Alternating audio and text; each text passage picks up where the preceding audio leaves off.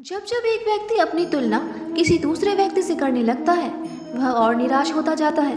वह सोचने लगता है कि उसके पास कितना कुछ है, मेरे पास क्यों नहीं। वह दूसरा व्यक्ति कितना खुश है, मैं क्यों नहीं।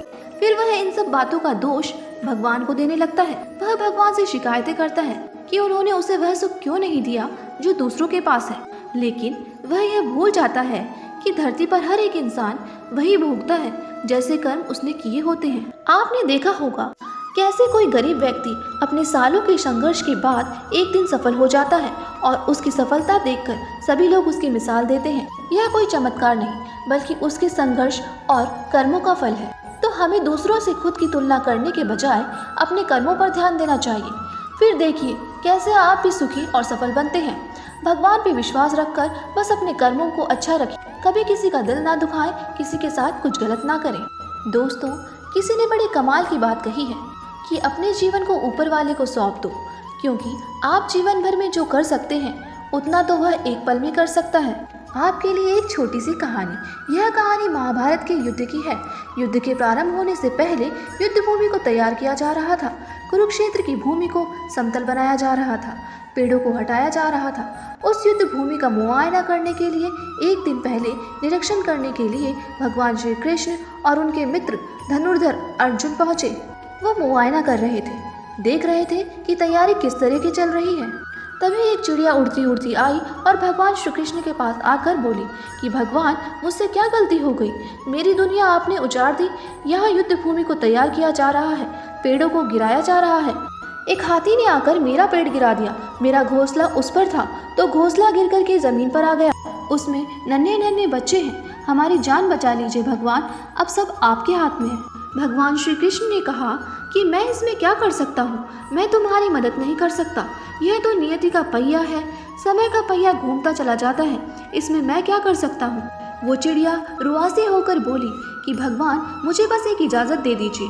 भगवान ने कहा कि बोलो, क्या पूछना है, क्या इजाज़त चाहिए तुम्हें।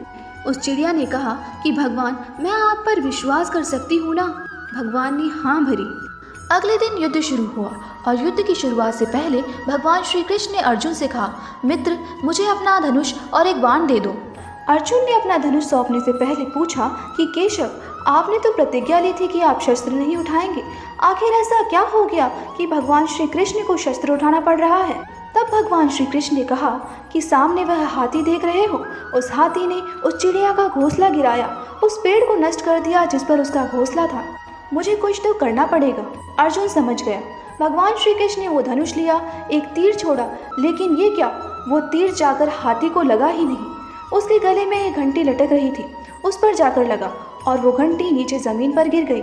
अर्जुन हंसने लगा और कहने लगा कि माधव, आपसे नहीं हो पाया, मुझे मौका दीजिए, 1 मिनट में उस हाथी को नष्ट कर दूंगा। श्री कृष्ण ने कहा कि नहीं नहीं, हो गया, बस इतना काफी था।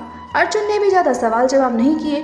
18 दिन तक युद्ध चला और उसके बाद जब पांडवों की जीत हुई तो एक बार फिर उस मैदान को साफ किया गया, क्योंकि युद्ध के बाद काफी नुकसान हुआ, बहुत सारा सामान गिरा पड़ा था, साफ सफाई चल रही थी। भगवान श्री कृष्ण एक बार फिर अपने मित्र अर्जुन के साथ उसी भूमि का निरीक्षण करने के लिए निकले और अर्जुन से कहा कि एक काम कीजिए, मेरे रथ से उतरिए और जाकर नीचे वो जो घंटी रखी है उसे हटा दीजिए। अर्जुन चौंक गया कि हमने युद्ध जीत लिया है, हम इतने महान बन चुके हैं और श्री कृष्ण मुझे घंटी उठाने के लिए, युद्ध भूमि की साफ सफाई करने के लिए कह रहे हैं। लेकिन वह जानता था भगवान है, कुछ भी कह सकते हैं। वह रथ से नीचे उतरा और जाकर के घंटी को हटाया। जैसे ही उसने घंटी को उठाया, उसके नीचे से चिड़िया के नन्हे नन्हे बच्चे उड़ान भरने लगे। अर्जुन की आंखें नम हो गई। उस घंटी के नीचे था वो घोंसला उस चिड़िया का जो मदद मांगने आई थी। 18 दिन के युद्ध में वो चिड़िया और उसके बच्चे सुरक्षित रहे, क्योंकि वो घंटी वहाँ पर उनका सुरक्षा कवच बनकर आ चुकी थी। चिड़िया ने शुरुआत में सिर्फ ये कहा था कि भगवान, मैं आप पर विश्वास तो कर सकती हूँ ना, और भगवान ने हाँ भरी थी। कहानी बहुत छोटी है, लेकिन हमें सिखाती है कि दुनिया में हमारे सामने चाहे जो भी परिस्थिति आ जाए, एक काम कीजिएगा, अपने जीवन को ऊपर वाले को सौंप दीजिएगा, क्योंकि आप जीवन भर में जितना कर सकते हैं उससे कई ज़्यादा तो वो एक पल में कर सकता है। आपसे हमेशा कहती हूँ कि ऊपर वाले के आशीर्वाद के साथ, अपनी सच्ची मेहनत के साथ और अपने परिवार के प्यार के साथ कर दिखाओ कुछ ऐसा कि दुनिया करना चाहे आपके जैसा। धन्यवाद। वीडियो को लाइक करें, चैनल को सब्सक्राइब करें और कहते रहें राधे राधे।